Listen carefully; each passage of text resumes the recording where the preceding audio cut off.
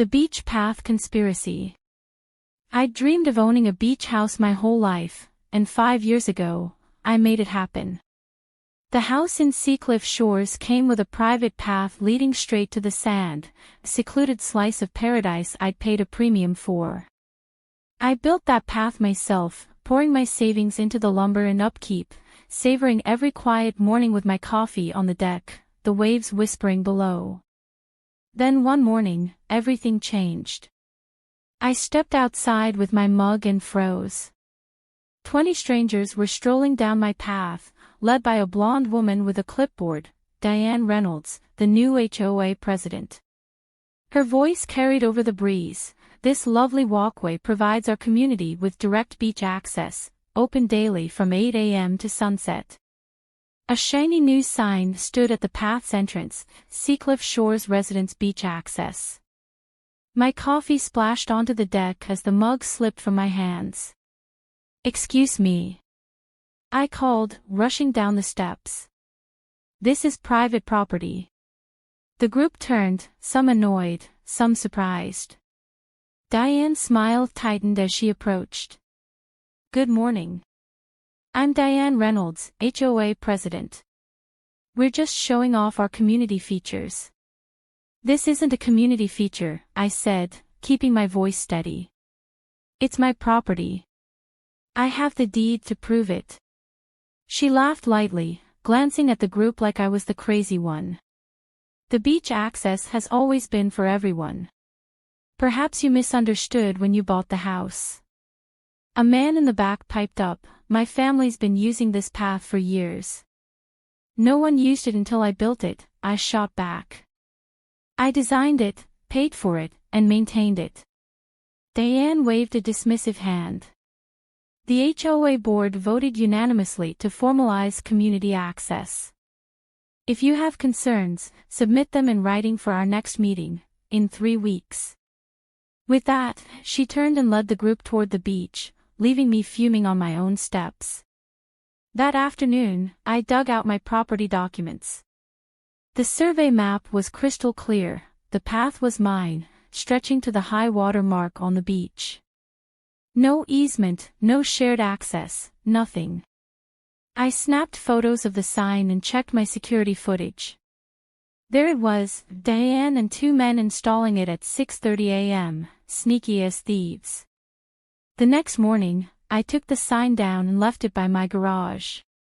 By noon, Tyler Garcia, the HOA vice president, was at my door, looking uneasy. "Diane sent me about the missing sign," he said. I invited him in and spread my documents on the table. "This path is mine, Tyler. The HOA never asked me." "Diane showed you different boundaries, didn't she?" He frowned at my survey. "She said there's always been an easement. But, this looks legit." She handled all the records. "Did anyone verify them with the county?" I pressed. He hesitated. "No.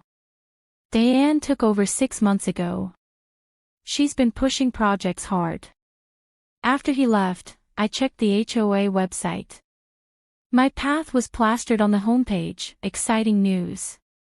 Seacliff Shores now offers direct beach access for all residents. The photo even had tiki torches I'd never owned. A beach pathway celebration was set for Saturday, on my land. That night, my neighbor Emma texted, "Did you know your path's on the HOA meeting agenda? They're voting on improvement funds." I grabbed my documents and raced to the community center. Diane was mid-presentation, showing slides of my path with plans for benches and a deck. "With just $15,000, we can transform this into a real amenity," she beamed. "Excuse me," I interrupted, storming to the front. "This is my private property. I never agreed to this." The room went quiet. Diane's smile didn't budge. "Let's discuss this privately." "No," I said, holding up my survey. "Everyone should know, this is my land. Any construction is trespassing." Murmurs rippled through the crowd. Diane tried to recover. Our records show it's community property. It's just a misunderstanding. There's no misunderstanding, I countered. I'll share these documents with anyone who wants to see. She called a recess and pulled me aside, her mask slipping. You're making a scene over nothing. This benefits everyone's property values. I built this path, I said. You should have asked before making promises. We'll see what our lawyer says, she snapped, storming off. But she left a folder behind. Inside was a brochure, Seacliff Shores Paradise Living, new luxury units coming soon. My path was the star feature, touted as exclusive beach access for homes that didn't exist yet. Was this her real game? The next morning, Diane was back with 2 HOA goons, reinstalling the sign. Your removal of HOA property violates our covenant, she said, thrusting a folder at me. It held a crude map claiming a 1997 easement through my land. The signature was smudged, and it didn't match my survey. This isn't filed with the county, I said. I'll verify it myself. That won't be necessary, she barked. Step aside, or face fines. I called my friend Jack, a real estate attorney. Don't let them touch your property, he warned. Send me everything. That afternoon, Emma texted, check your path, there's a crew with equipment. I ran outside. Workers were unloading lumber, an excavator rumbling on my sand. Diane stood with a suited man, Robert Wilson from Coastal Developments. What's this? I demanded. Beach accessibility improvements, Diane chirped. Meet Robert, our partner. This is my land, I said. You have no permission. Robert frowned. I was told this was community property with permits. You were lied to, I replied, recording on my phone. I'm the owner. Check the records, or your company's risking a lawsuit. Diane snapped, stop recording. But Robert waved off his crew. We'll pause until this is cleared up. Later, Tyler returned with Mrs. Fernandez, a 43-year resident. There was never beach access on your lot, she said, showing me a 1980 map. The real access was 2 blocks south, never built due to erosion. Diane's lying. Tyler added, our archiver said Diane was alone with the files last month. The easement she showed us isn't in the originals. Hope surged. Jack called soon after, county records confirm, no easement. Whatever she's got is fake. But Diane wasn't done. A letter from her husband's law firm arrived, threatening fines and demanding I allow community improvements. Then came the protest, 30 residents chanting, beach access for all, on my lawn, Diane blaring a megaphone. A news van rolled up. She'd turned this into a circus. Jack called again. Big news, Diane and her husband tried to buy your house last year. They work for Coastal Developments, the same outfit planning condos here. Your path is their missing link.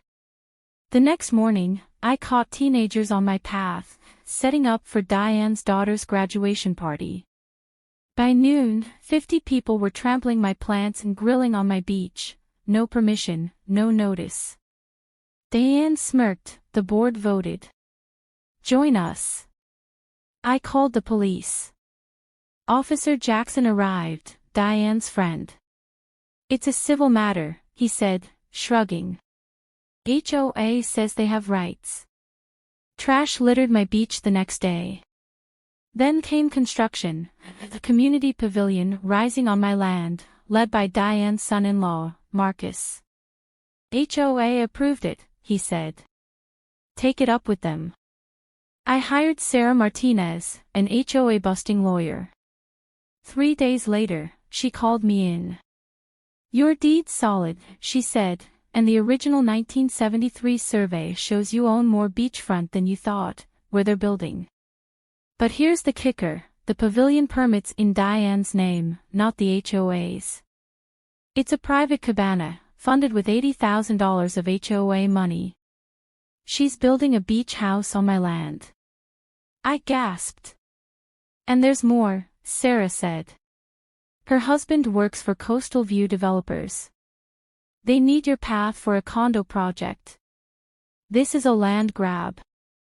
Mr. Finch, an ex-board member, gave us more ammo, tampered financial records. A county surveyor confirmed my ownership.